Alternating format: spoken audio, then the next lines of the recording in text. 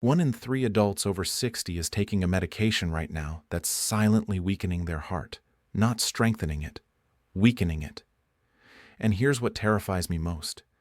Your doctor probably never told you about this side effect.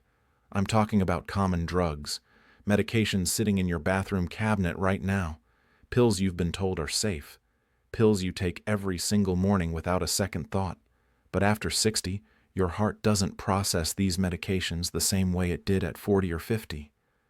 Your body has changed, the rules have changed, and nobody told you.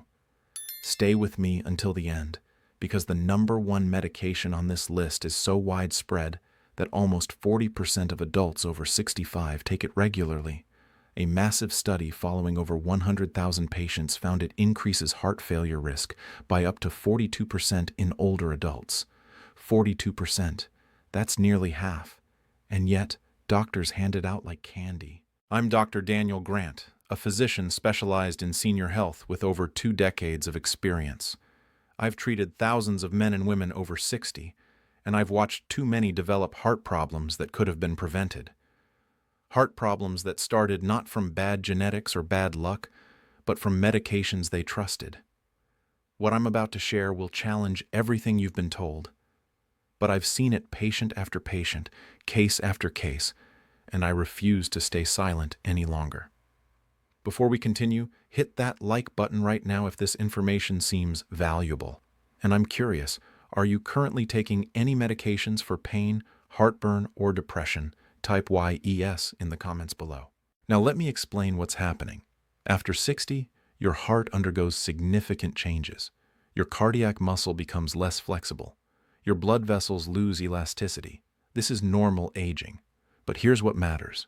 When your heart is in this more vulnerable state, certain medications that were perfectly safe at age 40 become dangerous at age 70. These drugs accumulate differently in your system.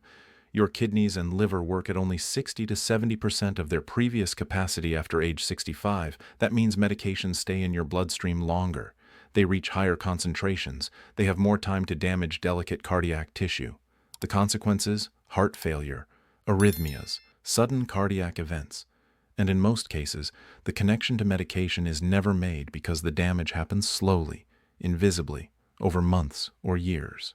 Today, I'm ranking 5 common medication categories from least concerning to most concerning based on scientific evidence and cardiac impact. This isn't about stopping medications without guidance. This is about awareness, about asking the right questions, about protecting yourself. Let's begin. Number 5. NSAIDs, non-steroidal anti-inflammatory drugs. I'm talking about ibuprofen, naproxen, and prescription versions. These are the medications millions of seniors take daily for arthritis, back pain, or general aches. They're sold over the counter. They seem safe. They're not. Here's what NSAIDs do to your heart. They interfere with an enzyme called COX, which helps produce compounds that protect your cardiovascular system.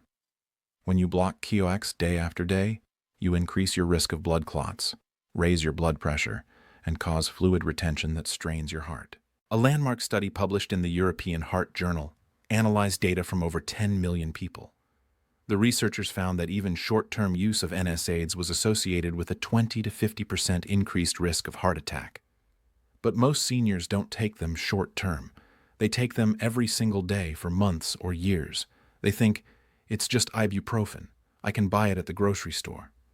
How bad can it be? Very bad. After 60, regular NSAID use is like playing Russian roulette with your cardiovascular system. I remember James, a 68-year-old retired construction worker from Chicago. He'd been taking ibuprofen 3 times a day for 5 years for his knee pain. Nobody had told him it could affect his heart. He came to my office because his ankles were swelling and he was short of breath climbing stairs. When I examined him, his blood pressure was elevated, and he had clear signs of fluid retention. His heart was being forced to pump against high resistance. I had him stop the ibuprofen immediately and switched him to acetaminophen plus physical therapy. 6 weeks later, the swelling was gone. His blood pressure had dropped to normal. He could breathe easily again. He told me, "Doctor, I had no idea those pills were hurting me. I thought they were helping. I feel like I dodged a bullet." He did dodge a bullet, but so many others don't. If you're taking NSAIDs regularly, stop. Talk to your doctor about alternatives. Acetaminophen in appropriate doses is far safer for your heart. Topical anti-inflammatory creams work directly on painful joints without systemic cardiac effects. And here's something most people miss. Ice and heat therapy, which cost nothing and have zero cardiac risk, can be remarkably effective. 20 minutes of ice after activity, 20 minutes of heat before bed. Simple, safe, effective. This brings us to number 4. Number 4, proton pump inhibitors for heartburn. These are medications like omeprazole, esomeprazole, lansoprazole. Brand names include Prilosec, Nexium, Prevacid. They're prescribed for heartburn and acid reflux. They're some of the most commonly used medications in America, and they can damage your heart in ways most doctors don't discuss. Proton pump inhibitors dramatically reduce stomach acid, but stomach acid is crucial for absorbing magnesium. After 60, you're already at higher risk for magnesium deficiency. When you take a PPI long-term, you deplete your magnesium even further. And here's where it gets dangerous. Magnesium is essential for your heart's electrical system. Without adequate magnesium, you're at much higher risk for arrhythmias that can be fatal. A study published in JAMA Neurology found that long-term PPI use was associated with increased risk of heart attacks and cardiovascular death. Another study found that PPI users had a 16 to 21% higher risk of heart attack compared to people using other heartburn medications. Here's what you need to understand. Most people taking PPIs don't need them long-term. They were developed for short-term use, 4 to 8 weeks maximum. But doctors prescribe them indefinitely, and patients keep taking them year after year. If you're on a PPI, have a serious conversation with your doctor. Can you address your heartburn with lifestyle changes? Can you step down to a less potent medication? Can you try stopping it gradually under supervision? Your heart will thank you. And chronic heartburn often improves when you fix root causes, like losing weight, avoiding trigger foods, and not eating within 3 hours of bedtime. You don't need to stay on these medications forever. Before we continue, if you're finding this helpful, please hit like and subscribe, and share this video. Think about your parents, your friends over 60. A simple click could save them from a preventable heart problem. Now let's move to the top 3 where things get very serious. Number 3, tricyclic antidepressants. Medications like amitriptyline, nortriptyline, and doxepin. These older antidepressants are also commonly prescribed for nerve pain, migraines, and sleep problems in seniors. They've been around for decades. Doctors prescribe them because they're cheap, but they are cardiac nightmares for older adults.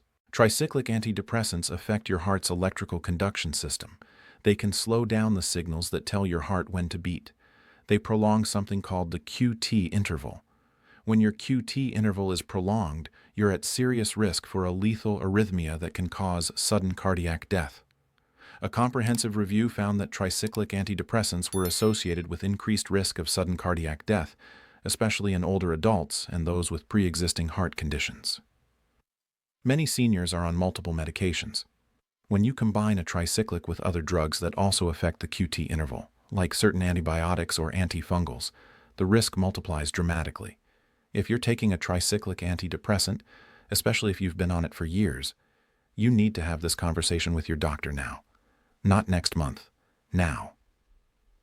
There are safer alternatives for nearly every condition these medications are used for. For depression, newer antidepressants like SSRIs have far better cardiac safety profiles. For nerve pain, medications like gabapentin are much safer. For sleep, we need to address root causes, not mask them with medications that endanger your heart. Pro tip: if your doctor wants to prescribe a tricyclic, ask specifically about cardiac risks and request an EKG before starting. If they can't explain why this older medication is necessary instead of a newer, safer alternative, get a second opinion. This brings us to number 2. Number 2, the dangerous combination: multiple cardiac-affecting medications. Here's something most doctors don't track carefully enough. Many seniors aren't on just one problematic medication. They're on 3, 4, 5 medications that all affect the heart in different ways. Maybe you're taking an NSAID for arthritis, a PPI for heartburn, and a blood pressure medication. Each one individually has cardiac risks. But when you combine them, those risks don't just add up. They multiply. NSAIDs raise your blood pressure. That makes your blood pressure medication less effective, so your doctor increases the dose. Now you're dizzy from low blood pressure when you stand up, so your fall risk increases. The PPI depletes your magnesium, making your heart rhythm unstable. All three together create a perfect storm. A study in the Archives of Internal Medicine found that seniors taking 5 or more medications had a 206% higher risk of adverse cardiac events compared to those taking fewer medications. This is called polypharmacy, and it's an epidemic in senior care. The average American over 65 takes 7 prescription medications daily. 7. Each one prescribed by a different specialist who doesn't communicate with the others. I remember Patricia, a 70-year-old former librarian from Denver. She came to my office taking 9 medications prescribed by 4 different doctors. She was exhausted, dizzy, and her heart would race randomly. After a comprehensive review, we safely eliminated 4 medications and switched 2 others to safer alternatives. 3 months later, she was walking without her cane.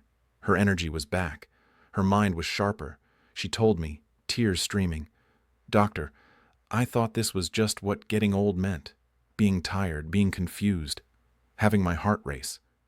I didn't know the medications themselves were making me sick." You need one doctor, preferably a geriatric specialist, who reviews all your medications together at least twice a year and asks one critical question: do we still need this? Now, before I reveal the #1 medication damaging hearts, I want to hear from you. Are you taking 3 or more medications daily? Share in the comments. You're not alone. Number 1, COX-2. Selective inhibitors like celecoxib. We're circling back to the NSAID family, but focusing on a specific type that's even more dangerous. Celecoxib, sold as Celebrex, is what's called a COX-2 selective inhibitor.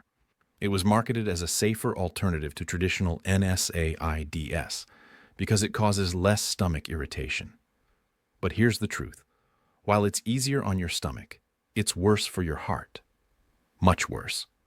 COX-2 inhibitors selectively block the COX-2 enzyme, but COX-2 also produces compounds that prevent blood clots and keep blood vessels healthy.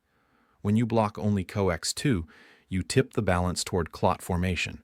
That means higher risk of heart attacks and strokes. In 2004, another COX-2 inhibitor called Vioxx was pulled from the market worldwide after it was linked to tens of thousands of heart attacks and deaths. The data was so damning the manufacturer withdrew it. Celecoxib stayed on the market, but the warnings are clear. A study in the New England Journal of Medicine found that COX-2 inhibitors increased the risk of serious cardiovascular events by approximately 37% compared to placebo. And here's what concerns me most. Many seniors are prescribed celecoxib because they have stomach problems from regular NSAIDs, but they have heart disease risk factors. They're trading one problem for a potentially deadlier one. I remember Robert, a 73-year-old retired police officer. He'd been on celecoxib for 3 years. He was overweight, had high cholesterol, and his father had died of a heart attack. One evening, he felt pressure in his chest. He was having a heart attack. Thankfully, he survived. When he came to see me after, we talked about what happened. I explained the connection. He looked at me with tears and said, "Doctor, nobody told me that pill could do this. I thought it was the safe one. I could have died. He could have. And thousands do every year. If you're taking celecoxib, you need to stop and find alternatives. Acetaminophen for pain, topical NSAIDs, physical therapy, weight loss, heat and cold therapy. The reason your joints hurt isn't always inflammation. Sometimes it's muscle weakness. Sometimes it's poor biomechanics. Sometimes it's excess weight. Fixing those root causes works better than any pill and has 0 cardiac risk. Your action plan. Starting tomorrow, do 3 things. First, make a complete list of every medication you take. Include everything. Write down the name, dose, and frequency. Second, schedule an appointment with your doctor specifically to review your medications for cardiac safety. Don't wait. This is urgent. Ask specifically, are any of these medications increasing my heart risk? Are there safer alternatives?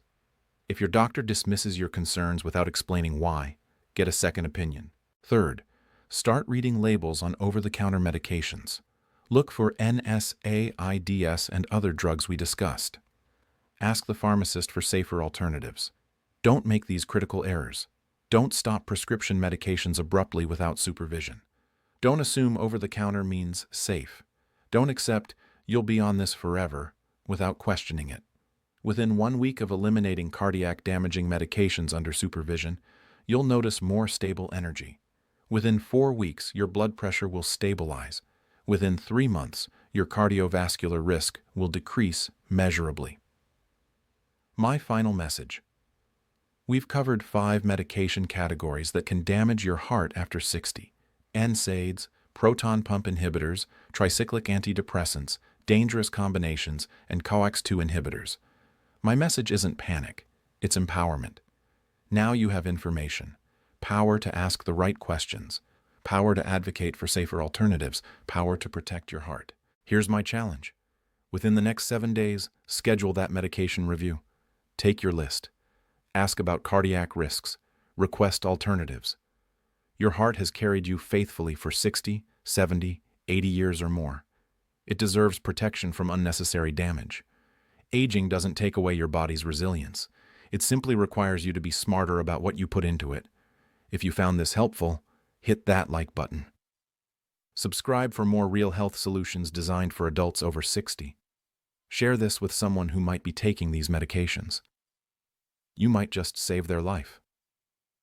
Which medication surprised you most? Which are you taking now? Share in the comments. I want to hear your story. Your heart is remarkably resilient. Even after decades of medication exposure, when you remove harmful substances and give your body what it needs, it can recover, it can strengthen, it can thrive. You're not broken. Your medication regimen might be broken. And that's something you can fix. Take care of yourself. And take care of that heart.